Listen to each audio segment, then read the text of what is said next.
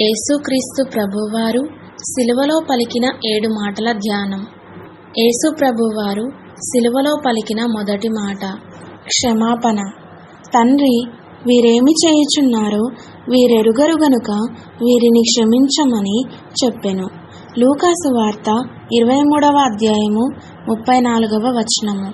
ఆయన జన్మలో పరిశుద్ధత ఉంది, ఆయన జీవితంలో పరిశుద్ధత ఉంది. కానీ సర్వమానవాళి పాపం నిమిత్తము ఆయన పాపముగా మార్చబడడానికి, ఆయన రక్తాన్ని విమోచన క్రయధనముగా చెల్లించి మన పాపములకు ప్రాయశ్చిత్తం జరిగించడానికి కొనిపోబడుతున్నాడు.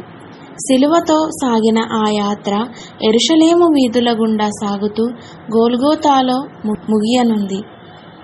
39 కొరడా దెబ్బలతో ప్రారంభమైన ఆ యాత్రలో ఊహకు అందని ఎన్నో భయంకరమైన అనుభవాలు, వీపు మీద భారమైన సిలువ, భరించరాని అవమానం, ముఖమంతా ఉమ్ములు, పిడిగుద్దులు, గేలి చేయబడుతూ హేళన చేయబడుతూ ఆయన క్రింద పడుతూ ఆయన మీద ఆ భారమైన సిలువ పడుతూ గొల్గొతాకు చేరింది ఆ యాత్ర.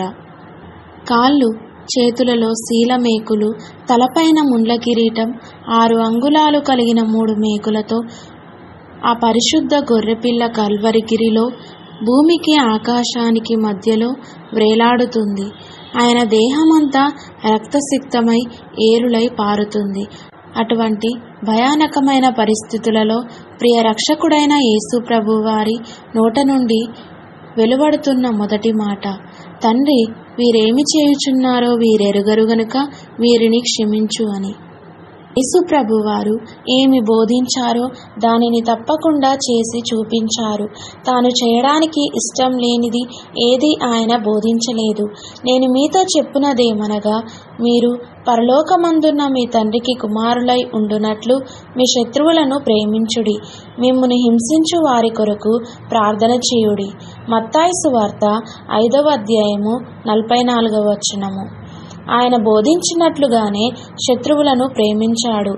ఆయన హింసించే వారి కొరకు ప్రార్థించాడు. తండ్రి, వీరేమి చేయుచున్నారో వీరెరుగరు గనుక వీరిని క్షమించు. ఈ మాట వింటుంటే శరీరం జలధరిస్తుంది. కానీ ఆ దినాన బండలుగా మారిన ఆ రాతి హృదయాలు చలించలేదు, స్పందించలేదు. నేటి మన జీవితాలు కూడా వారికేమాత్రము తీసిపోలేదు. అనుక్షణము ఆయనను సిలువ వేస్తూనే ఉన్నాము. అయినప్పటికీ నేటికి నీ గురించి, నా గురించి తండ్రి దగ్గర ఆయన విజ్ఞాపన చేస్తూనే ఉన్నాడు, వీరిని క్షమించమని.